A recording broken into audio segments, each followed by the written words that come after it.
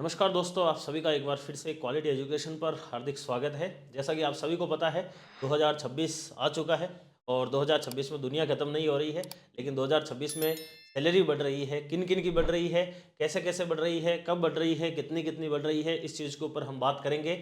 आठवां वेतन आयोग, जैसा कि आप सभी को पता है कि 2026 से जो है वो लागू होने वाला है, यानी कि प्रभावी तिथि जो है वो 2026 ही इसकी रहेगी।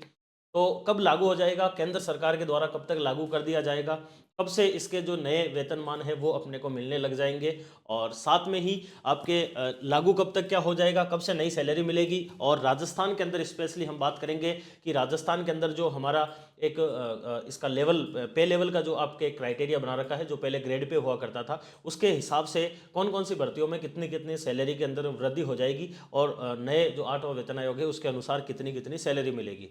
उससे पहले हम थोड़ा सा जानते हैं कि जो सातवां वेतन आयोग था, ये तो हम आठवें की तो बात करेंगे ही, लेकिन जो सातवां वेतन आयोग था उसका घटनाक्रम कैसा था, उस घटनाक्रम के आधार पर हम कई सारी चीज़ों को समझ सकते हैं, सीख सकते हैं। पहले अपन बात करेंगे कि सातवां जो वेतन आयोग था वो आपके 2016 में आया, ठीक है, और 10 साल बाद में नया वेतन आयोग आने वाला था। तो 2016 के बाद में 2026 के अंदर नया वेतन आयोग आना है। तो सातवां जो वेतन आयोग आया था ये 2016 में आया था। पहले अपन केंद्र सरकार की बात कर लेते हैं। केंद्र सरकार ने इसमें जो लागू होने की तिथि जो है वो रखी थी 1 जनवरी 2016 को। 1 जनवरी 2016 को रखी थी, यानी कि आठवें वेतन आयोग में भी संभवतः 1 जनवरी 2026 लागू होने की तिथि रखी जाएगी। इसका मतलब ये नहीं है कि भाई फरवरी 2026 से आपको बढ़िया हुआ वेतन मिल जाएगा, नहीं।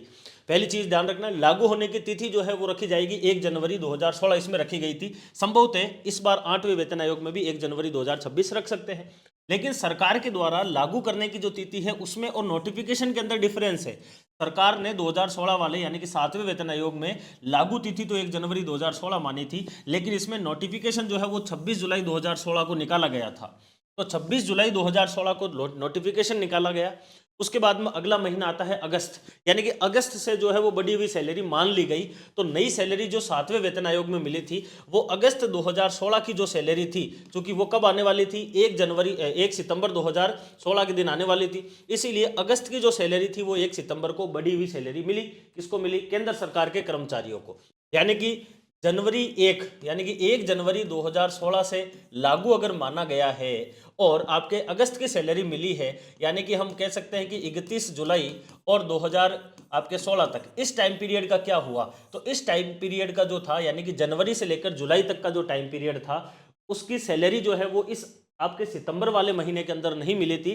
सितंबर में तो अगस्त की ही बढ़ी हुई सैलरी मिलती है, तो बाकी वाला जो जनवरी से लेकर जुलाई तक का वो कहाँ पर गया। तो केंद्र सरकार के द्वारा 1 जनवरी 2016 के हिसाब से जो है वो क्या कर दिया गया, जो सैलरी थी उसको बढ़ावा मान लिया गया कि भाई 1 जनवरी के हिसाब से हम मान लेंगे। अगस्त 2016 की सैलरी 1 सितंबर 2016 को नए सातवें वेतन आयोग के हिसाब से लागू भी कर दी गई, यानी कि खातों के अंदर आ गई थी लोगों के। तो लोगों ने कहा कि भाई 1 जनवरी 2016 आपने लागू माना है, तो जनवरी से लेकर जुलाई का कहाँ पर गया टाइम पीरियड। तो फिर उन्होंने कहा कि जो आपके जनवरी से लेकर जुलाई का है वो हम आपको देंगे एरियर के रूप में, यानी कि वो जो पैसा बचा हुआ है वो सारा का सारा एरियर में मिलेगा।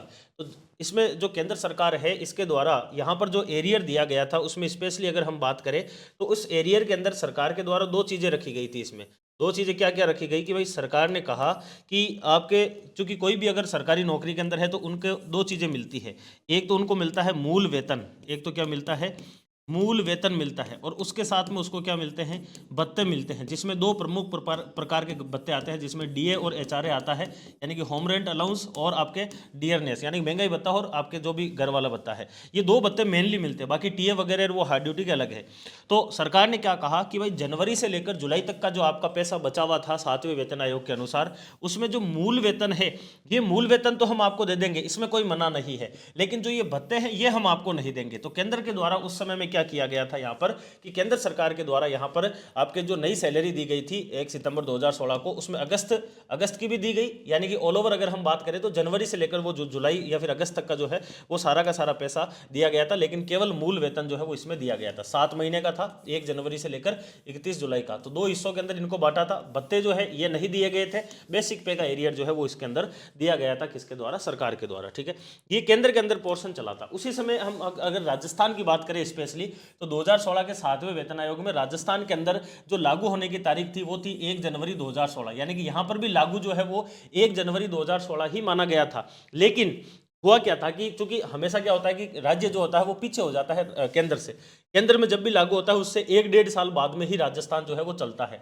तो राजस्थान के अंदर जो नई सैलरी है, चूंकि केंद्र के अंदर जो नई सैलरी है वो केंद्र के अंदर तो कौन सी तारीख मानी गई, 1 जनवरी 2016 जो है इसी को ही मानी गई थी, यानी कि नई सैलरी जो है वो इसके हिसाब से ही मिलेगी। लेकिन राजस्थान के अंदर जो है वो इसको 1 जनवरी 2016 नहीं माना गया था, ये बेसिकली 1 जनवरी 2017 आप लिख सकते हो इसको वैसे, कि 1 जनवरी 2017 से जो है वो राजस्थान के अंदर क्या किया गया था, इसको कहीं ना कहीं जो है वो लागू होने की तारीख के रूप में माना गया था, और नोटिफिकेशन जो है वो अक्टूबर 2017 का माना गया।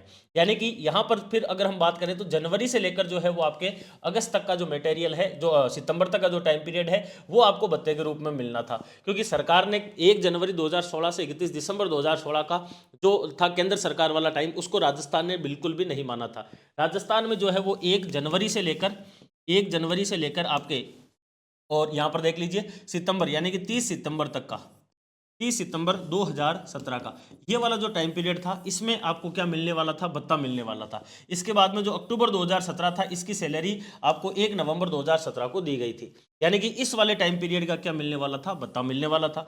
तो सॉरी, एरियर जो है वो मिलने वाला था, भत्ता नहीं, एरियर मिलने वाला था। और ये एरियर जो है वो सरकार के द्वारा क्या किया गया, दिया गया।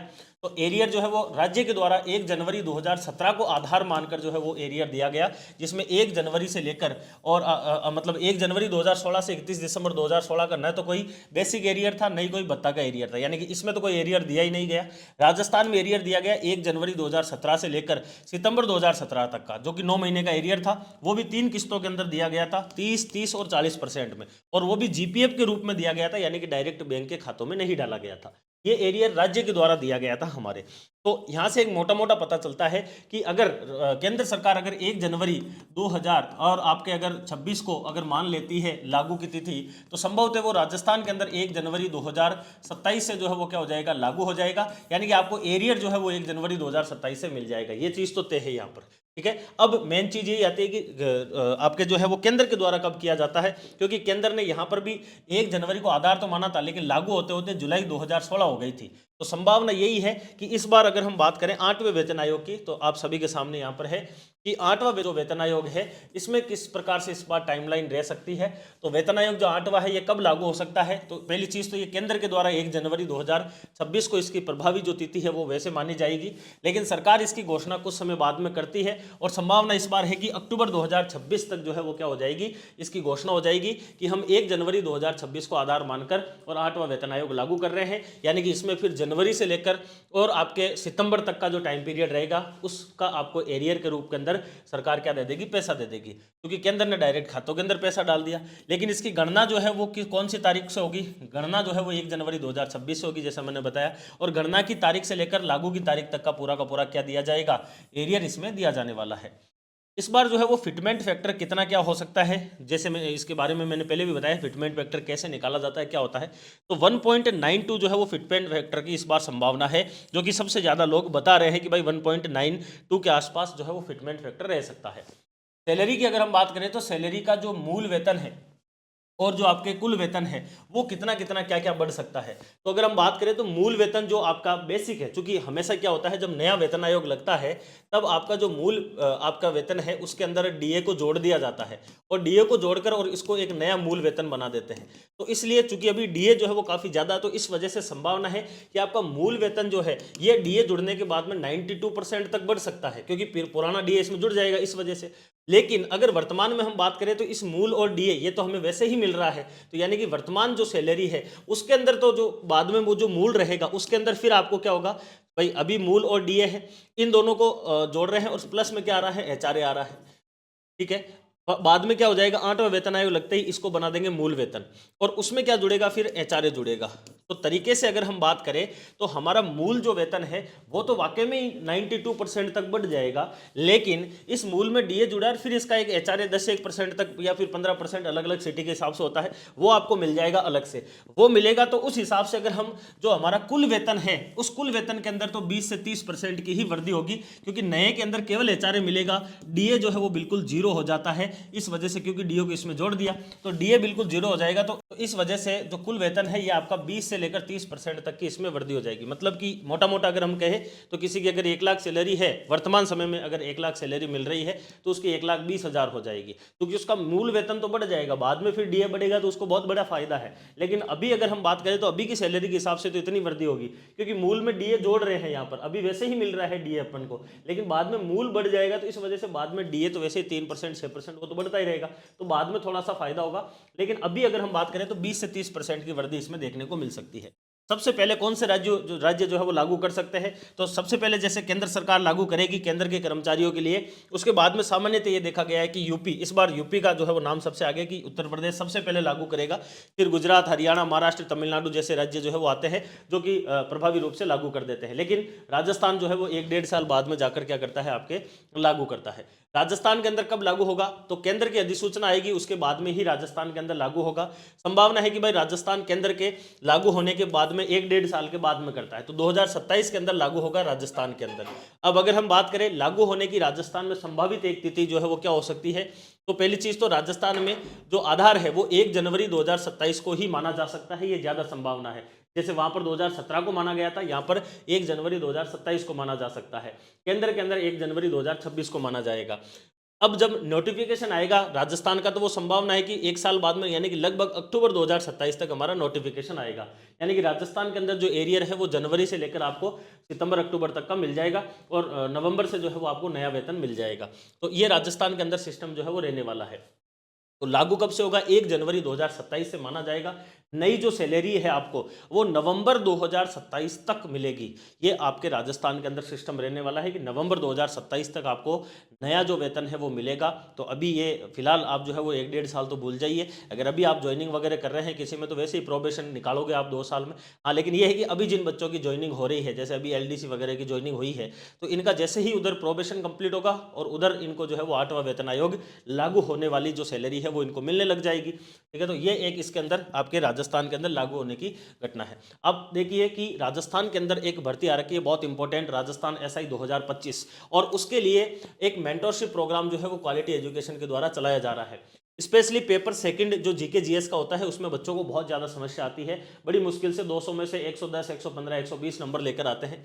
उसी को ही ध्यान में रखते हुए एक एमसीक्यू बैच लॉन्च किया गया है क्वालिटी एजुकेशन के द्वारा, जिसमें आपको मेंटरशिप प्रोग्राम दिया जाएगा, यानी कि पेपर के समय में गाइडेंस क्लासेज, स्पेशल क्लासेज, प्रत्येक सब्जेक्ट के टॉपिक वाइज एमसीक्यू विस्तृत व्याख्या के साथ में एग्जाम के टाइम में मॉडल पेपर्स करवाए जाएंगे, और सभी क्लासों के प्रिंटेबल नोट्स इसमें दिए जा रहे हैं।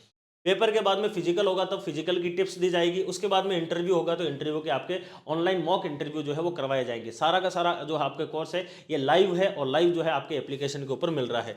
एप्लीकेशन अपना क्वालिटी एजुकेशन है, वहाँ पर अगर आप जाएंगे और तो आपको ये कोर्स मिलेगा, वहाँ पर आपको VSR01 डालने पर 21% का डिस्काउंट इसके अंदर और मिल जाएगा। तो ये आप सभी के लिए बहुत इंपॉर्टेंट है। आने वाले समय में जो है वो आपके क्या आने वाली है, इसका एग्जाम होने वाला है 5 अप्रैल के दिन। तो आप देख लीजिए कि एसआई की सैलरी के अंदर भी जो है वो कितनी उठापटक होगी। सबसे ज़्यादा डिमांडिंग जो टॉपिक है चतुर्श्रेणी, तो वही से ही अपन शुरुआत करते हैं कि कौन सा पे लेवल है, क्योंकि हमारे यहाँ पर ग्रेड पे पहले सिस्टम था, अब पे लेवल कर दिया है।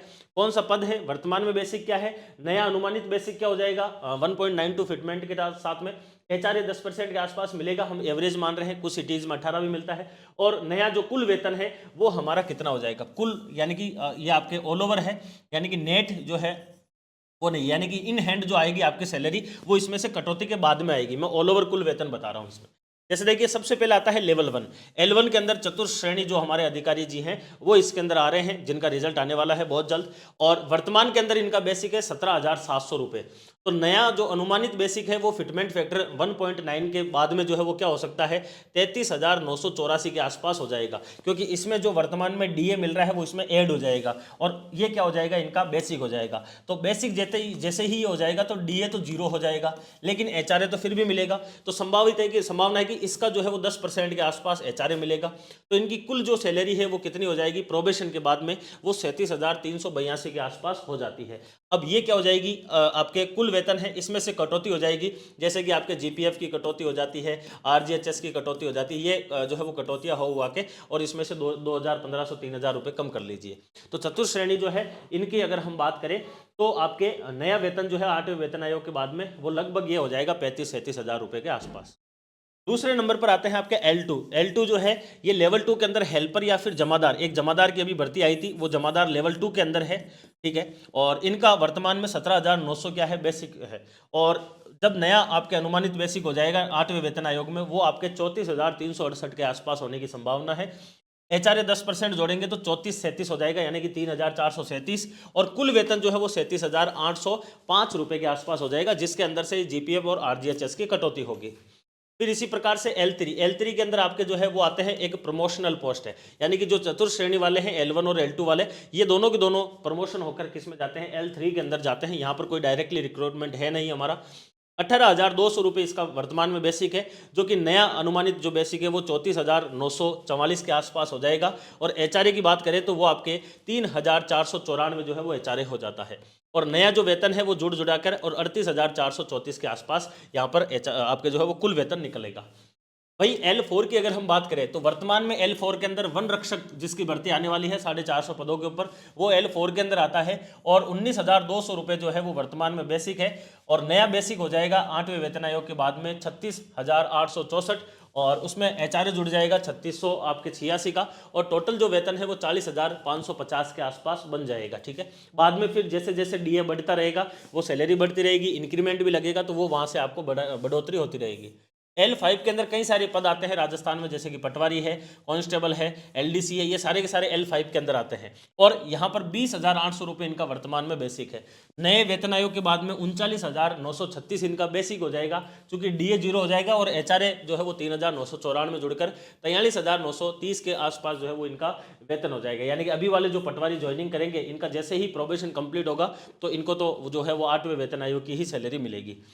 L6 के अंदर आता है वीडियो के और आपके पटवारी के बेसिक में थोड़ा डिफरेंस है। 21,500 है वर्तमान में, और 21,500 जो है वो क्या है वर्तमान के अंदर इनका बेसिक आ जाता है। 21,280 नहीं होगा, ये हो जाएगा 41,280। कितना हो जाएगा, 41,280। ये इनका क्या हो जाएगा, नया जो है वो क्या हो जाएगा, 41,280 जो है वो नया बेसिक पे हो जाएगा किनका, वीडियो की अगर हम बात करें तो। और 41,28 के आसपास इनका जो है वो इसका HRA जुड़ जाएगा, तो 45,408 के आसपास कुल वेतन हो जाएगा, जिसमें से कटौती अलग से हो जाएगी। तो ये इतना सा डिफरेंस इसमें रहेगा। L7 जो है वो एक प्रकार से प्रमोशनल पोस्ट है, जिसका 22,400 वर्तमान में है बेसिक, बाद में 43 के आसपास हो जाएगा, 4300 के आसपास HRA जुड़ेगा, और 47 के आसपास जो है वो क्या हो जाएगा, कुल वेतन हो जाता है।